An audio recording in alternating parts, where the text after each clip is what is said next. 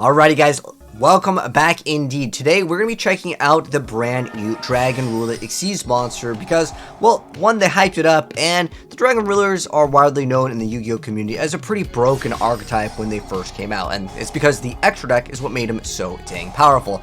It was a way where we could just get these monsters to reoccur, and they do reoccur quite frequently with even the newer card because, well, it just literally brings itself back. So let me go ahead and read the full effect of it once for the video so it makes sense because it's going to go away, but it'll come right back. So Blaze Supreme Ruler of Dragons, this guy Male over here is mixing in with AznEyes, which actually has a pretty good synergy. Now, are we going to get a whole bunch of them for every element? More than likely down the line, sure, and you can build a full deck with all of them.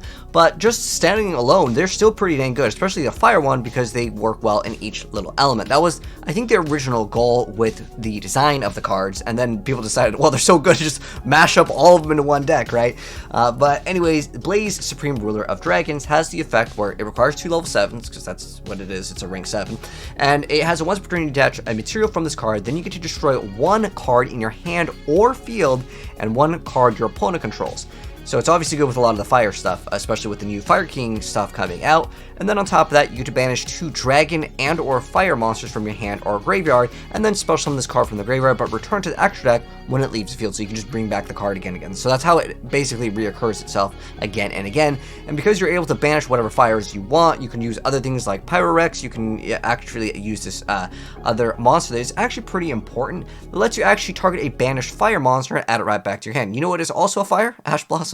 So it's pretty good overall. Like, this card is really, really solid because of all the things that it does. So anyways, he's going to detach so he can pop and pop another card. So he's going to actually get rid of that Iron Wall. Well, because, well, you probably need to be banishing cards in order for this archetype to potentially work. So he's going to banish 2. Again, Ash Blossom is a fire card, so it works quite well in just that alone. If you happen to have any other fire monsters in the deck, again, you're able to add back those cards. Adding back Ash Blossom is pretty busted.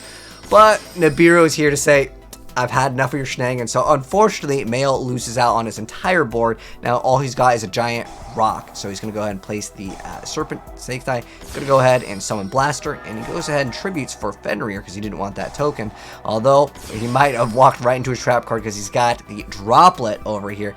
And I think it would have been better to maybe run it over first and then maybe go for the play later down the line. But maybe he was afraid of some back row that might not let him attack into the monster in the first place. But Snake Eyes Flamberge Dragon is still a pretty solid card. It has the ability to put things, it turns your opponent's stuff into crystal beasts, and then you get to resummon them to your board. On top of that, it has the awesome ability, if it's sent from the hand or field to the graveyard, you special summon 2 level 1 fire monsters, allowing you to actually synchro with this deck. Because at first I was like, what the heck is this deck? I didn't know it had like such good synergy. But now he's going to be able to go for more copies of Flame Tongue, which again let him add back a banished card. And then on top of that, it's got one of the new true Fire King Ponyx in here, which allows him to go ahead and add a Fire King Speller / Trap. So that was just one game. He just GG'd out of there. The combo wasn't even finished. Alright, so let's go and check it out. Let's go to another set of games over here. And yeah, the new Fire King stuff is kind of splashable because it's just solid overall. I mean, honestly, the Fire King is still a pretty insane card considering, like, you just get out a card, whatever you want to go for. And then, obviously, it works well in this archetype because, well, you're going to be popping stuff. So the smaller, like, level 1 guys are going to be searching out other cards, and you can go for Circle of Fire Kings, which lets him kind of have more of a reactive play because it is a quick play. So he's going to go ahead and make Blaze Supreme Ruler of Dragons. Now, unfortunately, that effect where you get to pop one of yours and one of your opponents is not a quick effect. If it was a quick effect, it would be much better. However, against Yubel, well, that's probably not the best thing to pop Yubels. So now he's going to go ahead and summon it just like a Crystal Beast. Now this is going to activate its effect, being able to search out a level 1 fire monster, which includes the brand new Fire King support cards. So he's going to activate this effect, and he's going to pop the back row, pop one of his own cards, and he's going to just bring back Prognosis over here. So this is the Guard Dragon. So you can send it from your hand or field to the graveyard. Target dragon gains some stats. But if a normal monster is sent to your graveyard while this card's in your graveyard, you get a special summon this card but banish it when it leaves the field. And then now he's going to go for a Rise Heart and activating the Sinful Spoils, which lets him add a Diabolic Star from his deck to the hand, and on top of it, you can banish it and target one of his Sinful Spoils, and then that is banished in graveyard and place it in the bottom of the deck, and then you get a draw card. So let's see for a second. So obviously the deck can OTK quite easily, especially since Flamberge Dragon is able to go ahead and special summon 2 level 1 fire monsters, and on top of that, has that ability again to basically act as a make your opponent's monster into a crystal beast. So Yugioh kind of has, I don't know if I would say it's a bad matchup against us, because this archetype, like the supreme ruler of dragons of Air Blaze, well, this guy's kind of built the deck mainly around this card because it's a brand new card. I don't know if I would say that this is like the absolute go-to, because it's still a pretty solid like card overall. I mean, the stats on it are pretty good, spring over the reoccur. But since he's able to keep on bringing back the cards anyways, it doesn't really matter. So he's going to be able to search out. Then he's going to activate that card, pop his opponent's card and his card, and he's going to be able to go for the effect of the Sound Great Burst over here. So this one lets you target at level 7 or lower fire dragon or fire monster in your graveyard. You special summon it and then reduce that card's level by that monster's. And then if this card is synchro summoned using Sound Great Burst Griffin, you can activate the effect where during next time in phase you can special summon a monster from your graveyard, which if you do use it is pretty dang cool. So now he's going to activate Eternal Favorite, and he's also got Skill Drain. Now, how is Skill Drain going to do up against us? Because I was thinking about, like, well, what if you use like things like GB Hunter? Would it then go to the graveyard? That's a card where the cards can't be returned from the field into the deck, and because it's considered an extra deck card, it should just go back to the deck. But I'm thinking it would still just go to the graveyard if that card exists on the field. I don't know if you played GB Hunter, maybe something like Skill Drain would be more of a thing, but I'm not sure if this is going to be some effect where it still goes back even if Skill Drains is on the board. But it technically goes back to the extra deck when it leaves the field. So I'm pretty sure it still goes back to the extra deck even with Skill Drain, but I'm wondering with GB Hunter what would actually happen in that situation. Or if there's another card for like graveyards cards can't be returned to the deck, what would happen? Can you just keep on using it? Kind of like you used to be able to do, what is it, Quibble Hedgehog, like Iron Wall combos.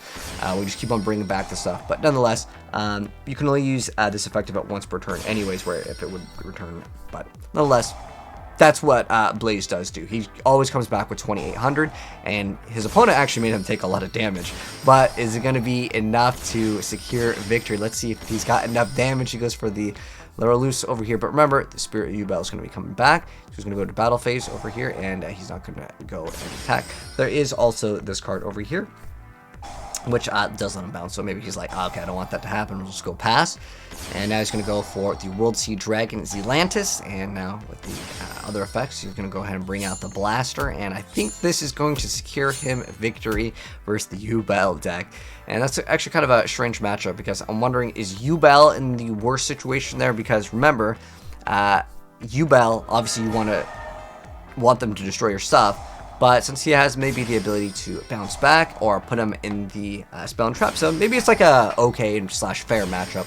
But Yugioh was still a really popular deck, not only like way back in the day in like the scrub area, but now it's actually pretty good. And I still see people play it from time to time. It's because the deck, it's relatively consistent what you can do with it. So bringing out the Dark Witch, throwing out the Snake Spoils over here, and going for the Snake Eye.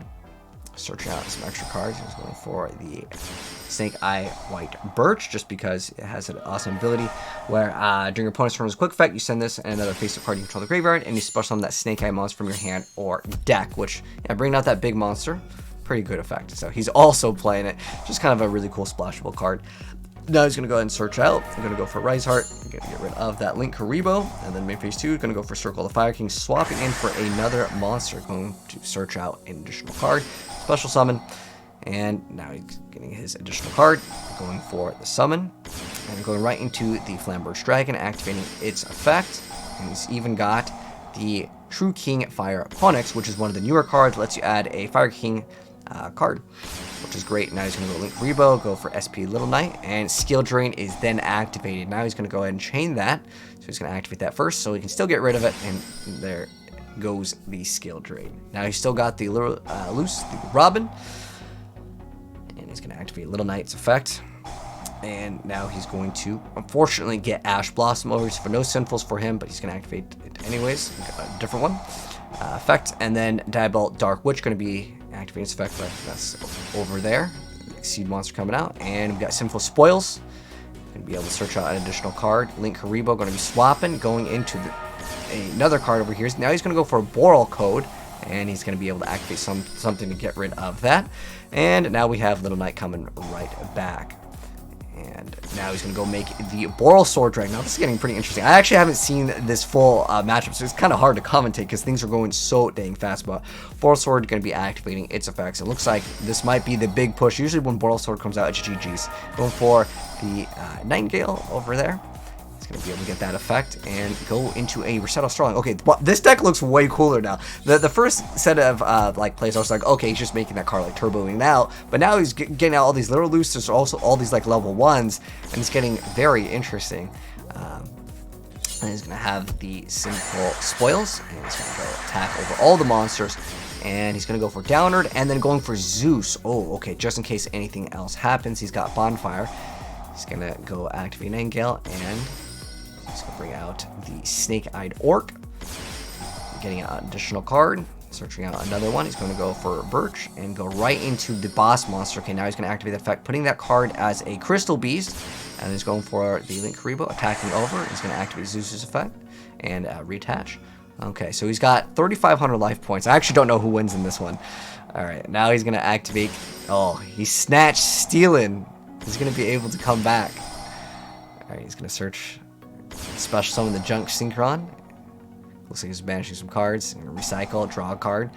Go for that Zeus effect. Rekindling is probably going to seal the deal as they are all 200. He's bringing out all of them. He's got 3,500. I'm pretty sure at this point it should be game. Unless there's some other graveyard effect that I'm unaware of. That was a really good game, though. That was a solid.